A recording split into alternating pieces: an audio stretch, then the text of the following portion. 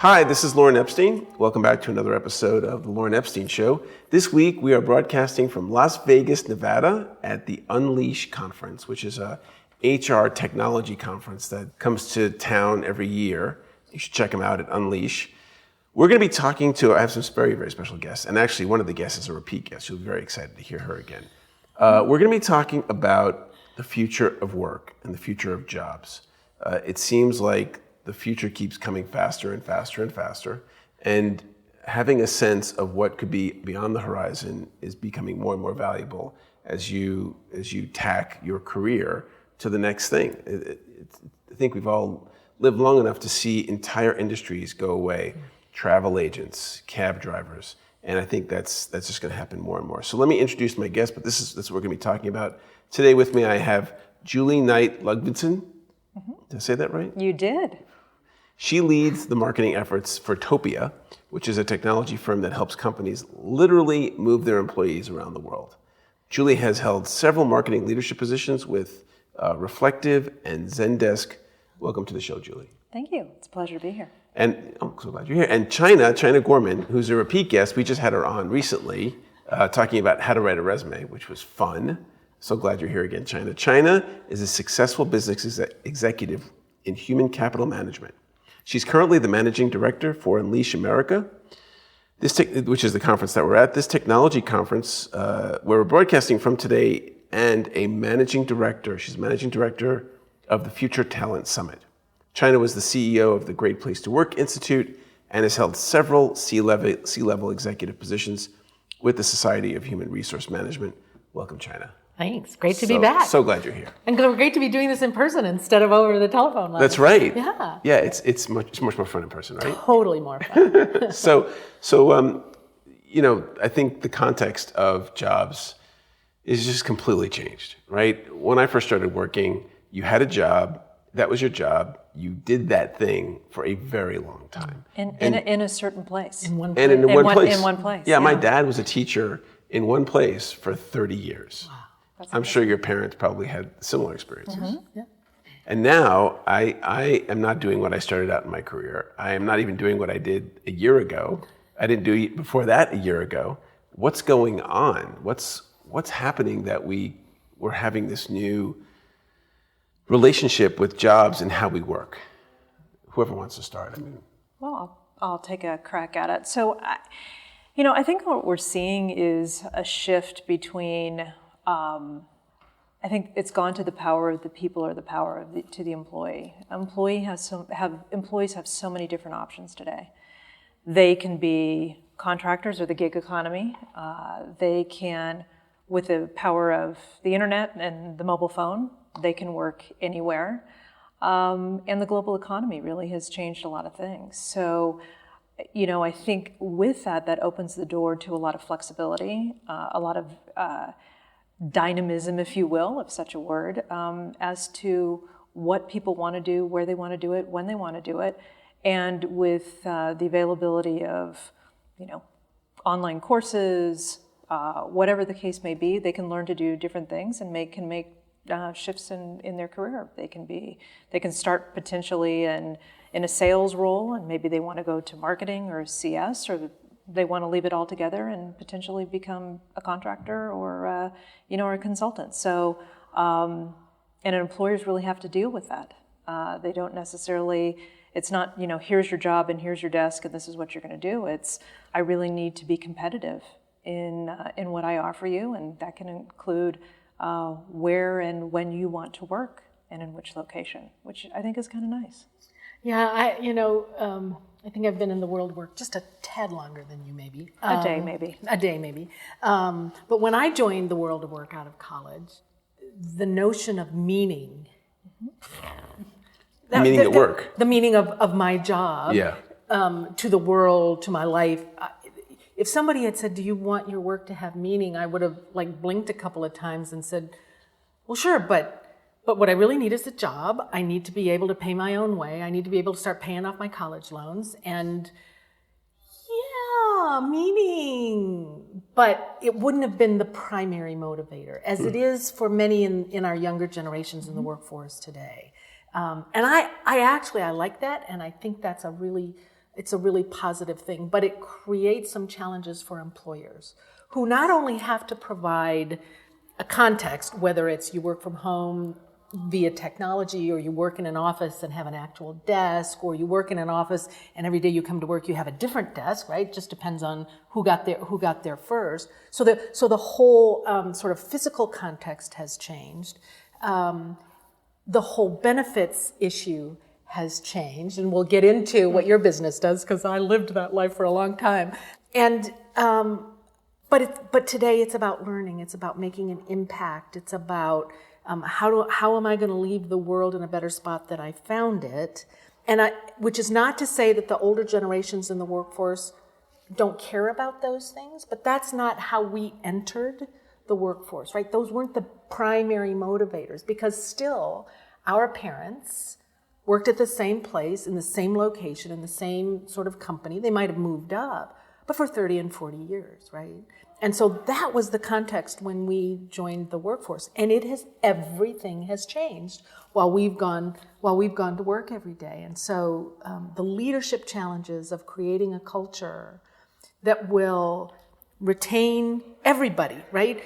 The older generations in their workforce who still to some degree are grateful to have a job and want to do really good work, but it may not be about the legacy I'm leaving in the world, as well as these younger members of the cohorts that are really all about meaning and less about, where am I going to be in 5 years? Because if my employer isn't providing me what I need to live my life's vision, I'm gone in 9 months, right? Or 11 months. I think it's been a couple of years since I looked at the BLS statistics, but the turnover rates for like 21 to 26 is shocking.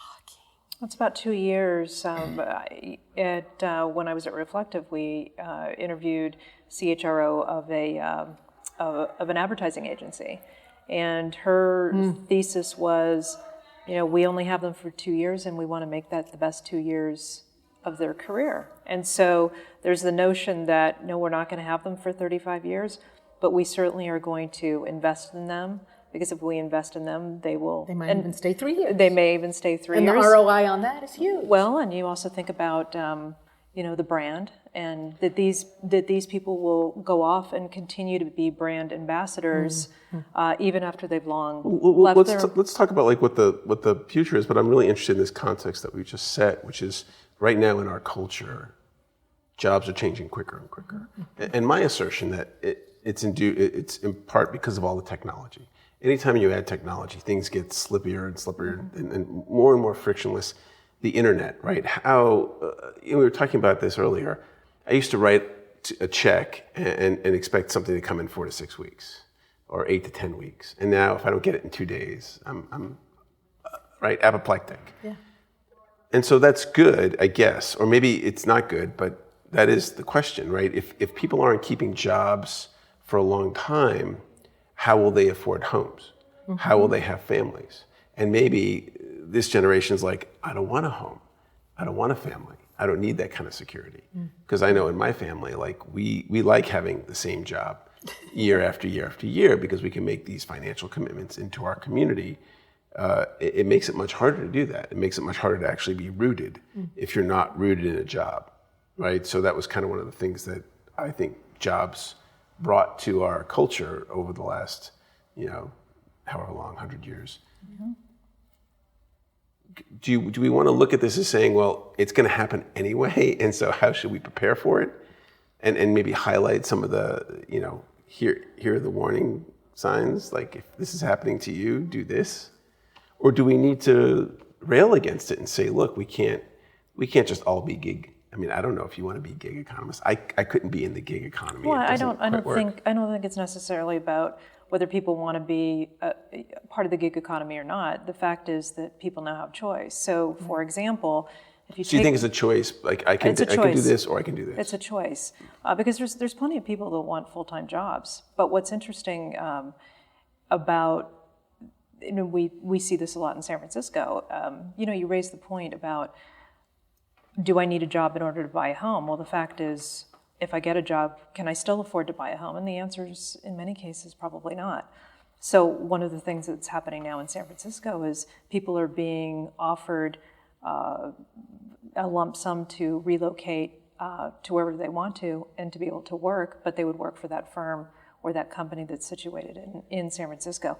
So I think the nature of how the work is getting done and where it's getting done, and the notion of virtual teaming is becoming more part of the benefit, as China has articulated, than ever before. But the fact is, it's here and it's changed, and it's a matter of employers, HR leaders, people leaders, to be creative, to be flexible, to be adaptable to this change, and determine what needs to be done in order to be successful, and then what are the myriad of ways in order to make that happen. Are there any jobs or careers that lend itself more to this kind of, you could be wherever you want and be working, or? Well, knowledge workers in particular, and in some ways creative, more creative kinds of jobs really lend themselves to distance arrangements.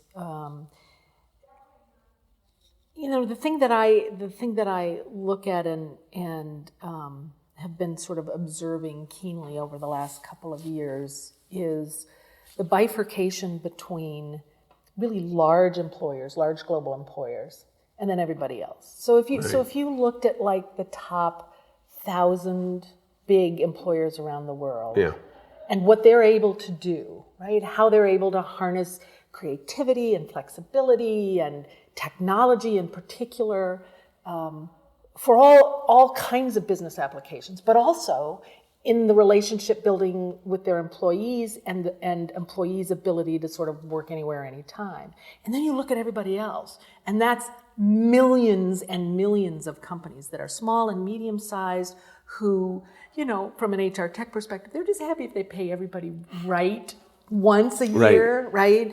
And their HR staffs are small. They still haven't probably replaced everybody from the recession that was 10 years ago.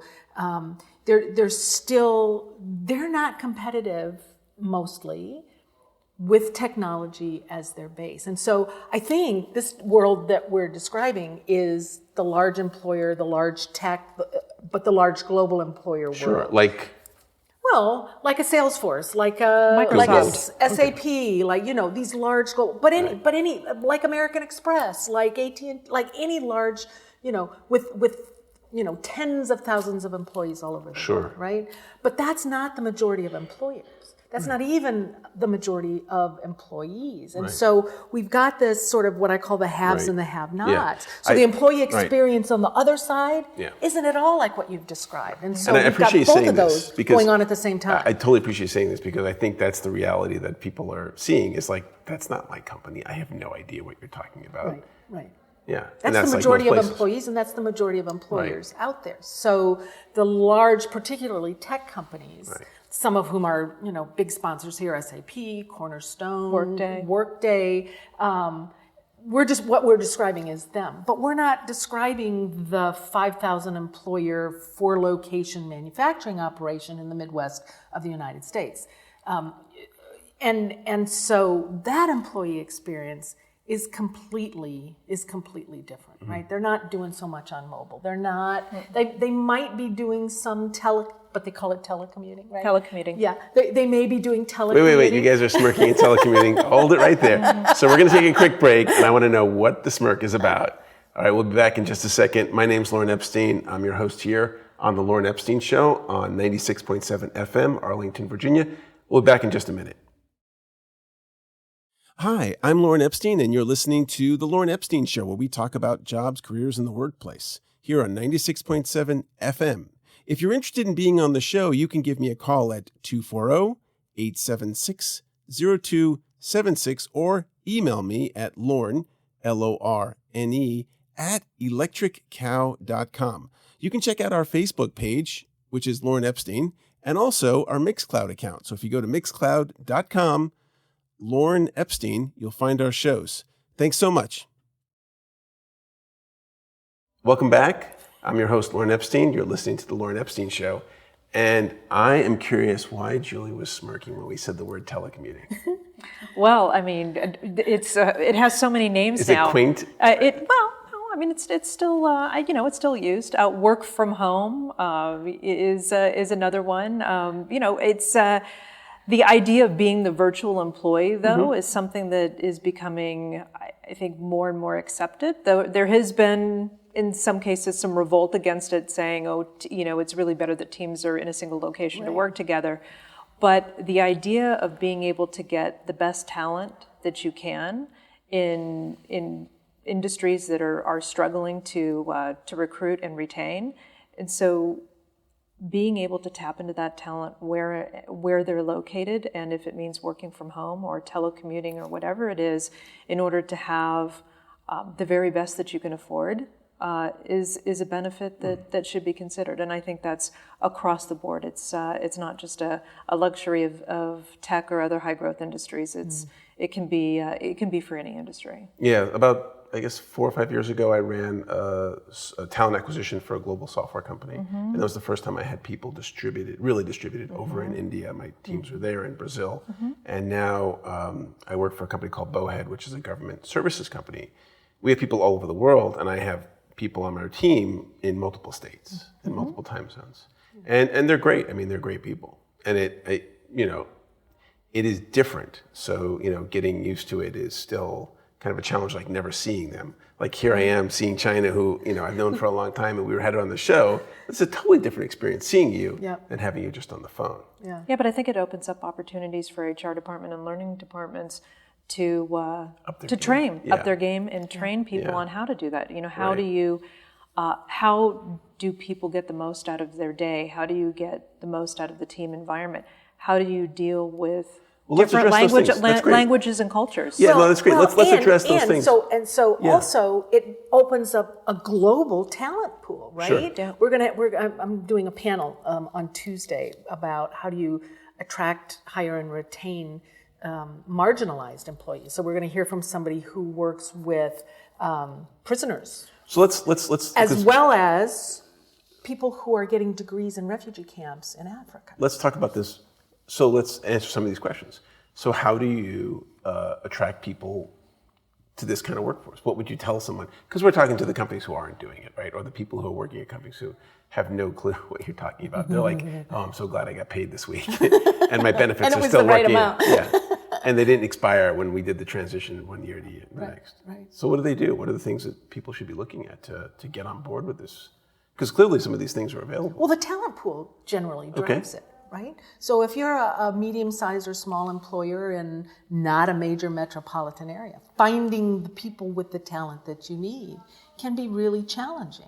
And so as you open up your mind to think about, well, where does that talent exist? And so for a long time, right, all the technical talent was in India. So we were offshoring all those jobs to India, right? And telecommuting or whatever you call it. But it's a more refined kind of approach now. If you think about, a small company that I know somebody who's doing an entrepreneurial venture and growing rapidly just outside St. Louis. And they need really specific kinds of software engineering talent. It's not in St. Louis, right? It's in the Bay Area. It's in Boston. Bangalore. Yeah. It's in Boston. It's in Singapore. So how did they do to make the transition? So what they're thinking through is, so if we found the talent that we needed and it's not here and it's not movable, and lots of talent isn't movable these days, the way it was when we were coming up. You found a fabulous new job? Great. I moved 18 times in 29 years, right? Some of it was in-house, promotional kind of stuff, but some of it was joining other companies. And so there's a lot less sort of openness to moving families with two career families and stuff. So working from home becomes an option. And so if you're thinking about, I can't get the talent that I need here, so I have to go somewhere else to get it. If it won't move, how am I going to restructure my organization? How am I going to work on my culture? How am I going to create an engaging kind of environment for the people that I see every day, as well as the ones I can only touch virtually, right? Those are some really big questions, particularly... And how can we answer them? I would like to answer some of those for the folks who are listening. What would be some of the possibilities? Well, you have to be very intentional. I mean, just as you said, managing people who you rarely see takes a whole other sort of mindset, takes a whole other sense of communication. Right. It takes an intentionality about creating a relationship that you just don't have when you walk by their desk in the morning and you say, "Hey, Julie, how are you? How was your family outing last night?" Right? So someone's got to be very clearly intentional on how to do it. Mm-hmm. And then what would they do? Okay, I'm this software guy in someplace in the middle of the country, and I want to build software, and my guys are in Bangalore. What would I do? Would I just go to Bangalore, or do I contract with a company, or? So you can contract through the company. So a company that I was with, they had actually. So one of the things, let's back it up. One of the things that's very powerful and very different, perhaps, than how it was 20 years ago, where people were purpose-based, location-based work, is the whole notion now of the network. The network's very powerful. And people are now tapping into their own personal networks more than ever before. So if you think about staffing up in an organization where you may have a distributed workforce, you're likely to think about leaders within your organization who are very good at that, who have worked in environments where they have managed and sourced workers in different locations.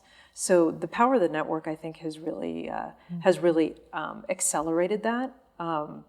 LinkedIn, they are a sponsor here, has your ability to source through them and to find people, remote worker. That's on a lot of job postings these days, and it really does attract people who, for example, if the role is located in San Francisco, but they're located in Sacramento or even here in Las Vegas, they are, on par with somebody who would be in San Francisco, because it's really about the talent. So it's also thinking about your whole recruiting strategy and how you want to source people, the type of skill sets that you're looking for. So I would look throughout the world, find a place where I think this is where I'm going to do this, and then come up with a plan. So there has to be probably somebody from my company there to kind of put the plant and the stake in the ground and say, okay, this is our company, and then build people around it. However, it's either through a network or maybe they. But for a smaller organization, it might not be starting another location. No. Okay, so what could it be? It's we got a guy in Bangalore, we got a guy in Boston, and we got a young woman in Austin. So right? how do I know that one guy or gal in India is going to be doing their job if I don't see them? We're such baby boomers, Lorne, right? Because that's not really the question. Because I'm asking the wrong question. No. But it's what's the question? It's not just about how do I know they're doing the work. You approach the work in a different way. You measure outcomes and milestone achievements as opposed to how many hours you are in your seat and do you look busy or not, right? It's a whole different management mindset. And so what organizations who start this... So does that share a culture, right? So if I have 15 people around whatever, and they're doing their job, they're productive, they're writing lines of code, it's good code, but I don't see them, they don't see me, we talk once in a while. Am I building a company culture? You can. You absolutely can. You absolutely Let's talk about that. How do I do that? Because that's part of, I know you both are experts on culture. I'd like to hear that. Like, how does that manifest? Well, because you have people in a remote location doesn't mean that you don't see them. And so companies routinely, even if they have workers that are located in the United States, for example, if they're headquartered in Dallas, but they have people in Boston and New York and in Seattle, you do bring people together. And I think that's equally important in terms of fostering and growing a culture. Face-to-face is important. So physically? Yeah, physically. It's not, you're not going to have people who never see each other. There are companies that have done that. And in fact, I think WordPress is one of them that has done that. We have that. I have people on my team that have never seen anyone else in the company. Yeah, but getting people together is a good thing. You don't need to do it every day, but you can do it. Having regular checkpoints with people is equally important. So there's the idea of you're meeting with your team on a regular basis. You're doing that through social or through enterprise collaboration tools. But I think what that also does is it escalates the importance also of the manager to employee relationship. And the idea that you can just do a quarterly check-in or an annual review is also an outdated mode of thinking. And so having your weekly one-on-one to talk about where are you? How are you doing? Let's talk about the goals. Are the goals aligned with the team? How are you doing? How is the work product supporting what the team is doing? So communication and deliberate communication is so critical in this new way of thinking, because you can't just pop by somebody's desk. Let's go get a cup of coffee. Let's talk about it. It now needs to be very premeditated in terms about how you think about the team dynamic and the one-to-one dynamic, not only you as a manager to your employee, but the peer-to-peer dynamic, and open and transparent communication. And there's tools that help with that, but you first need to start within your mind that this is the way that we really are going to grow the culture and grow the teaming and grow individual productivity is critical. I'm leading a startup team right now. There are 8 of us, 3 of whom I've never met. We have 2 calls every week via video, so I know what they look like, and if I ran into them on the street, I would absolutely recognize them. One of the ones I've not met is in Atlanta. One is in Singapore, and one is in London. The other team members are in New Jersey. I live in Las Vegas, Washington, D.C., and Stockholm.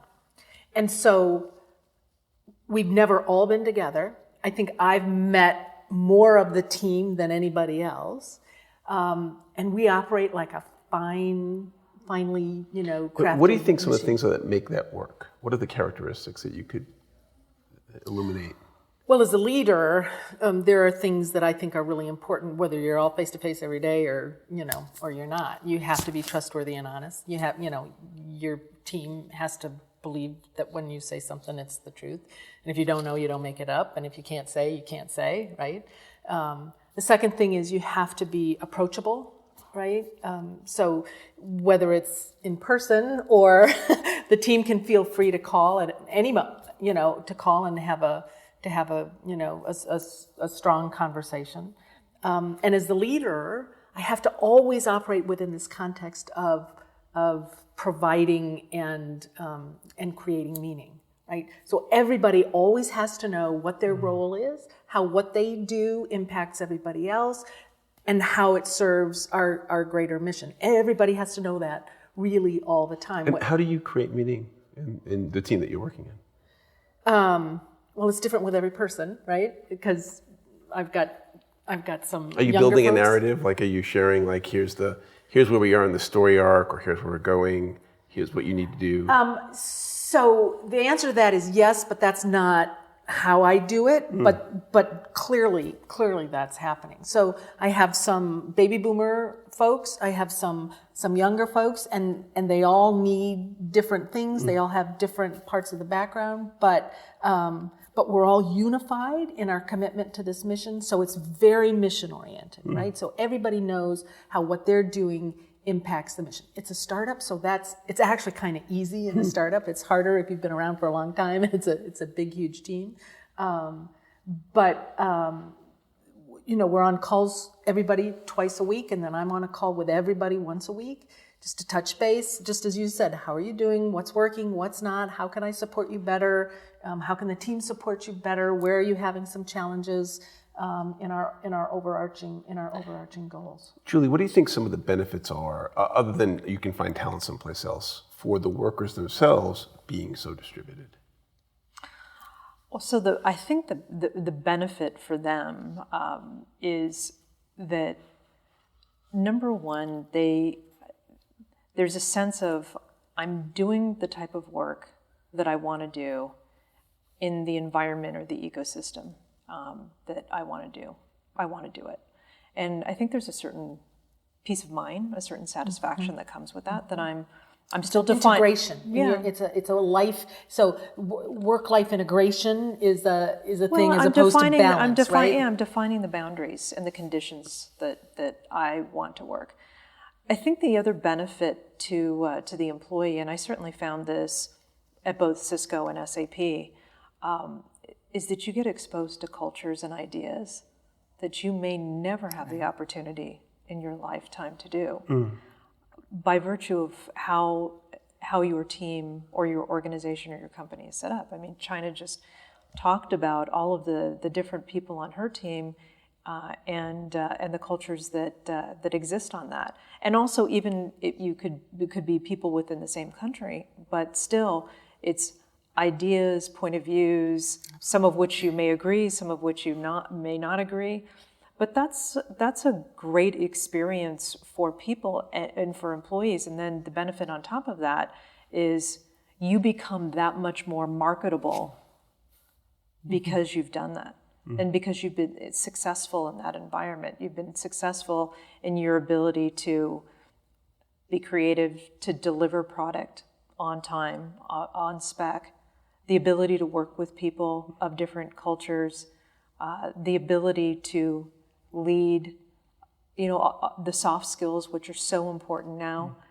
Those are fantastic benefits to it. So what you're saying is that because this particular challenge is now in this place of, I've never managed people like this before, I've never worked like this before, I've never done this as a company like this before, it's going to stretch me. It's going to stretch my team. It's going to stretch and just everybody. in general, we'll be more productive, more effective. That's right. Irrespective of whether we're together or not. That's right. Yeah, I mean, that's a very convincing argument to me. Yeah.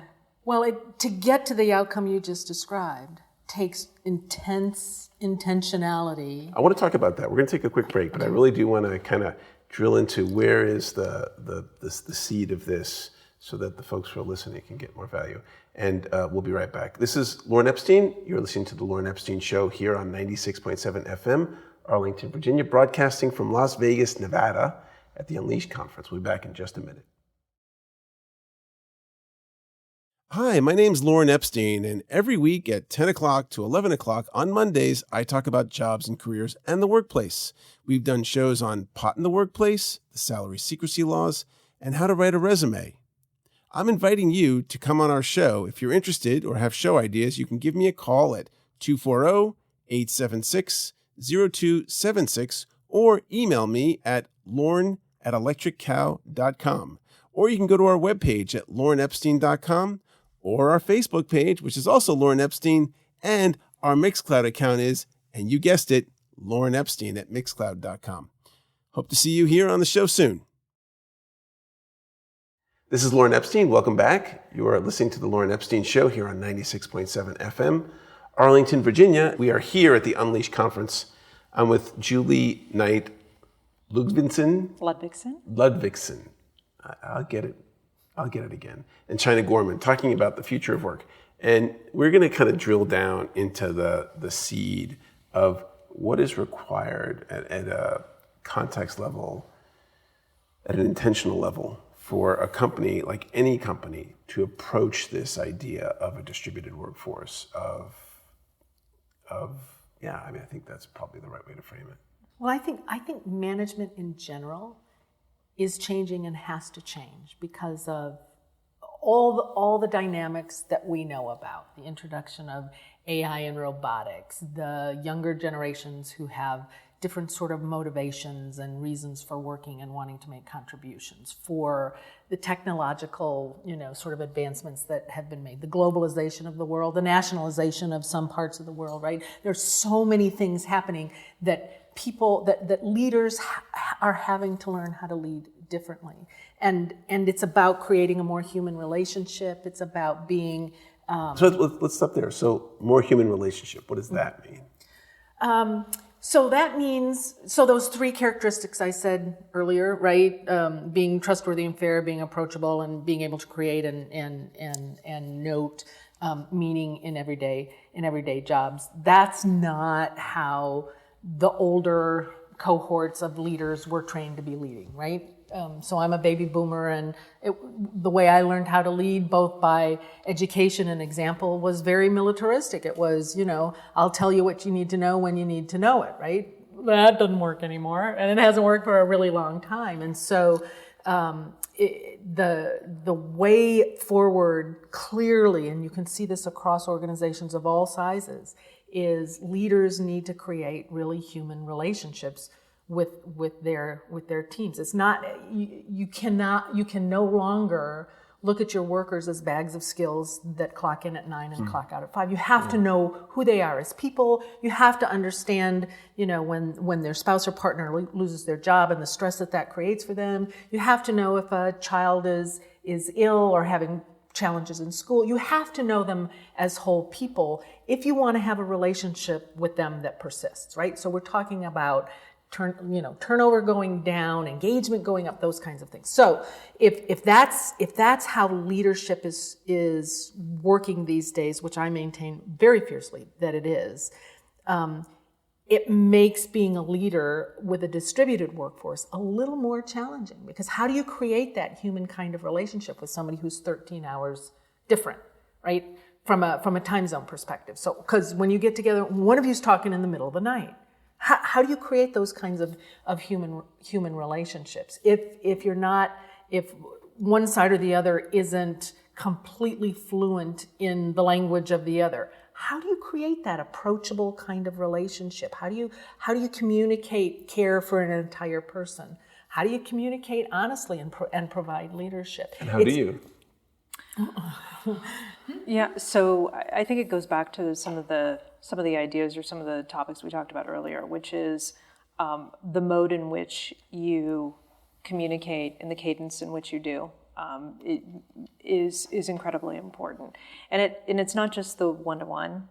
It has to be something that the organization overall, the company overall, and the leadership overall embraces. That this is the way that we expect the collective as a whole to operate. We expect transparency. We expect regular conversation. We expect that the leadership is going to be working with their employees on things, not just what the work product is, but also about career growth and aspiration. The whole idea of employee engagement becomes that much more important. How truly engaged are your employees? Are you pulsing that demographic on a regular basis? We'll just kind of pause for a second. So I find a lot of the things that you're talking about, which as a humanist, I embrace. I mean, of course, deeper, richer relationships make life better. No question. And a lot of organizations have a lot of aging and political baggage and drag that prevent those things from occurring. And not everyone's on the same page. Right. Like the CEO is not on the same page. The CEO or the CFO or the COO have a different agenda. What do you do, like if you're a layer down or 2 layers down and you're like, yeah, this is how I want it. And these are my values. Because what we're talking about here is not about the how-to, right? You've got to value these things personally because you can't prescribe this. If it's not something that's coming from you, then someone telling you to be trustworthy is like, sure, Yeah, whatever. but I think this is where. And is this going to be like the shift, like you're saying, the bifurcation? You're going to have companies that people get this part of being about a human, which is to be relatable, to be coachable, to be able to talk to people honestly, and that's one side of the equation. And then you have like the old guard of like a very slow moving. Yes, we got paid on time. Very true. I think. Yeah. And do you think those businesses will? Yeah, over time, right? They won't be competitive. Right. Because they won't be able to retain. Yeah, they employees. won't be. Yeah, they won't. I mean, it's just it's a market fact that they won't be able to retain. But going back to your question about how do you test for trustworthy? Are we hiring genuine people? I mean, part of that is for companies to really understand the culture that they have and the culture that they want to have. And then as part of your interviewing process, one of the aspects that you interview for is cultural fit. Is this the type of person that's going to fit well in my culture? So, for example, if you're at a company where radical candor is embraced, you're not going to, somebody who shies away from the tough or the direct conversation is probably somebody that's not going to thrive in that organization. Yeah. And even what's the name of the guy who did that? His company, he's like in his 70s, an investment firm. I forget his name. He has a TED video. where he embraced radical candor, and anyone can tell anybody anything. All right, well, certainly, I lost it. yeah. I knew it. I lost it. Yeah. But you know who I'm talking about? I do. Yeah. He has some kind of either investment house or some kind of, and he says you can't work here if you're not going to embrace this. Right, exactly. And in companies, because it's uncomfortable. Companies have their expressed culture. They also have their culture that by reputation. Right. And those are things that, you test your network for, hey, I'm interviewing here, what do you think? And it's, hey, great company, may not be a great fit for you. Right. You can also take a look on resources like Glassdoor to get a better handle on exactly what the reality is. I mean, so there are more resources available to people now than I think there have ever been before. And in like manner, the onus is on the organization now to I think, be a lot more deliberate in the recruiting process to make sure that you are getting the people that will thrive and grow within that organization. Well, speak to, because you talked about culture fit, and I'm a huge fan of I've been in talent acquisition a long time, and I love referral hires because I think they make the best hires. Conversely, all the people out in Silicon Valley are men, and they're like, there's a lot of homogeneousness in the workforce, and it creates a very strong bias against other cultures. So how do we say, okay, we're going to see if you're a culture fit, but at the same time we want to embrace the idea of diversity. Diversity. Yeah. See, this. How do these two things exist? This comes to something you said just a couple of minutes ago about, what if the CEO isn't living the values, right?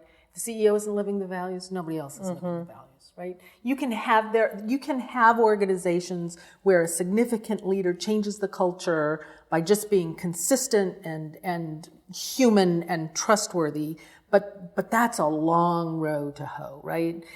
Really, the CEO sets the tone, and the values are either the stated values or they're the values that the CEO lives, right? And so, in some ways, that's why this Me Too movement today is resonating, and reverberating really across all industries, because people are waking up to say, oh, those values that we had on the wall, we all knew they didn't mean anything. Now we really know they didn't, right? Now we all know that we all know. Now everybody knows, right? But it starts at the top. It always starts at the top. And if you have values, and if you have norms of behavior that you really want to drive in your organization, and you let the head of sales have a pass because she did something inappropriate, but she's the head of sales and we can't live without her, right? Because she delivers the numbers. She delivers the numbers, then those aren't your values, right? And so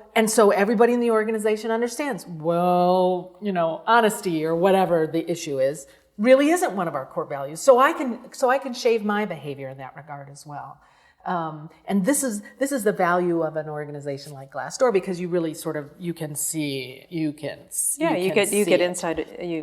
inside view of the organization. But it's also why organizations like the Great Place to Work Institute, like the World Blue Organization, like the Conscious Capitalism movement, like the B Corp movement are all taking off. Yeah. Because and I'm not. I really resist pigeonholing people and attitudes by generation.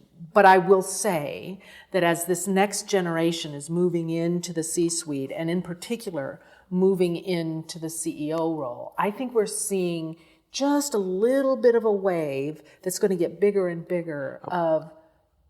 I totally want you to talk to this, but I want to frame it in that: how do we not greenwash the Me Too movement? Like often, we've had the environmental movement, we've had diversity movement, and it seems to just get dumbed down into the larger, big corporate machine that wants to make money.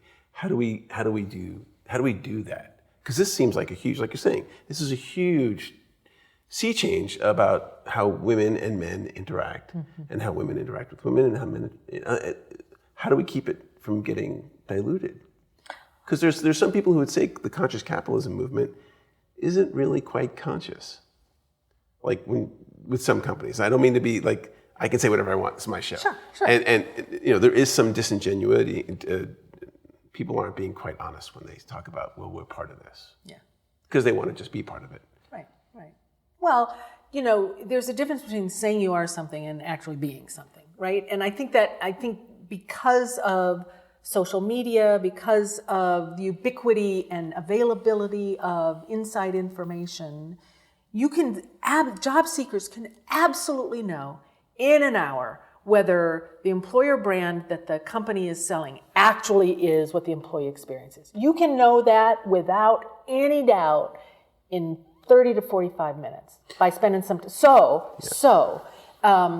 The need for leaders to really represent the culture of their organization and drive the culture of their organization in an intentional way has never been more important, because it's about your ability to attract and develop and retain the talent that you need. And there are lots of C-suites and boards that are having these conversations today about, so how do we create a culture that's going to be sticky for the kind of talent that we need, right?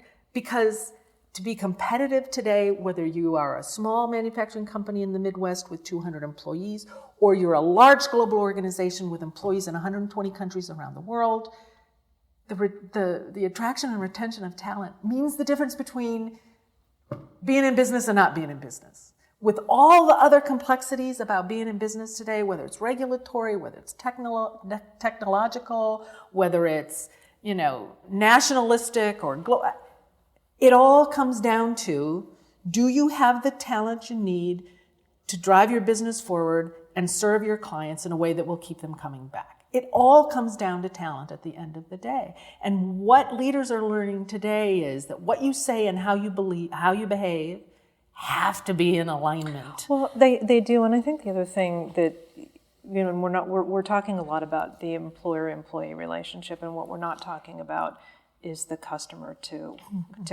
company relationship, and the fact that there is so much more. I would say understanding, investigation by a consumer into the companies that they're purchasing from more than ever before. And so, are you living your values? Are you trying to create a balance, a gender balance, a race balance within your organization? The consumer can vote with their pocketbook. And all of this information is readily available. And Glassdoor is just one, but you now see it on Twitter, you see it on LinkedIn, you see it on Facebook, you see it on Instagram, you see it all over the place.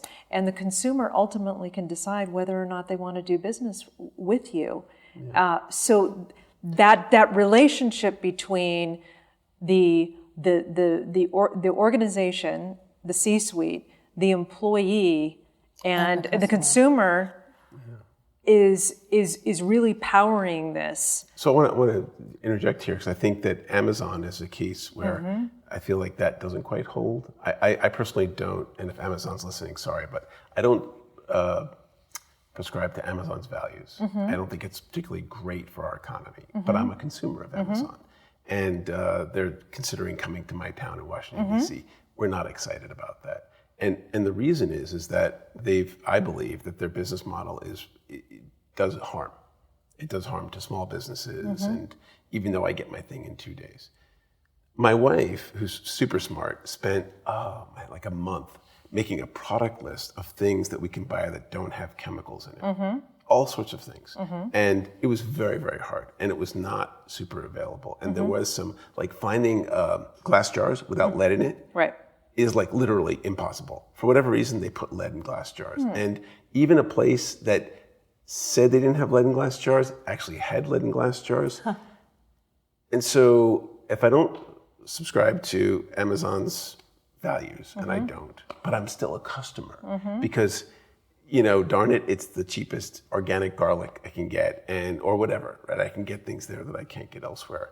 It makes it really difficult. So, for example, we buy our groceries from a farm through a CSA share, and we buy our groceries through Mom's Market, which is a local place. So we can do that. We can afford that, and in a lot of ways, we can afford to live our values.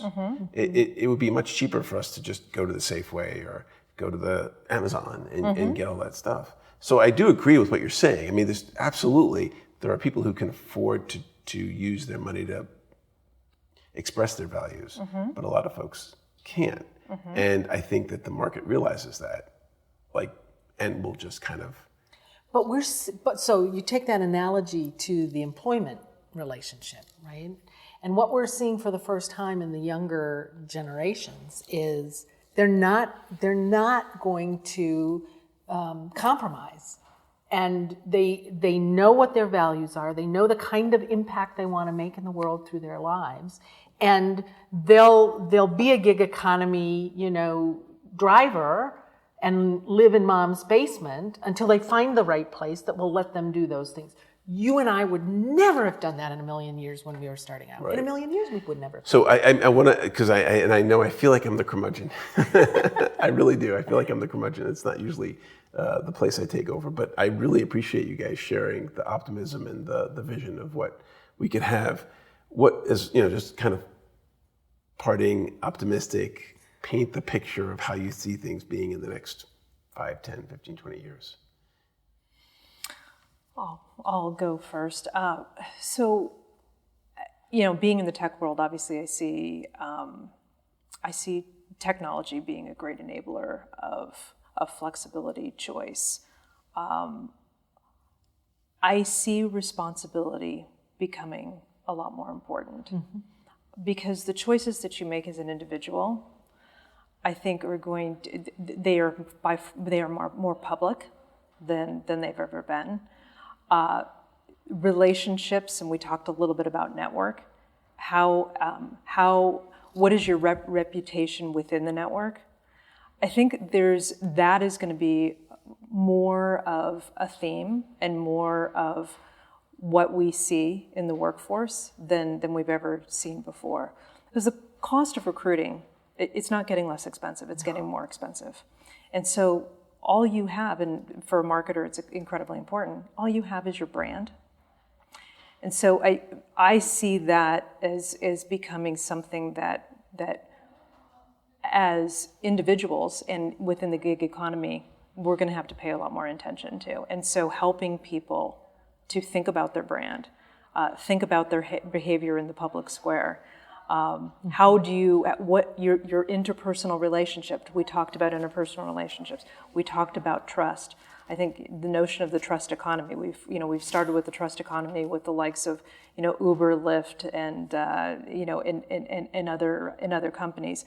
But that idea of, let's call it the softer skills, are going to be integral to your brand, and your brand is going to be critical to you as an employee, whether that's an FTE or being a consultant. So I see that becoming something that is more mainstay than we've ever seen.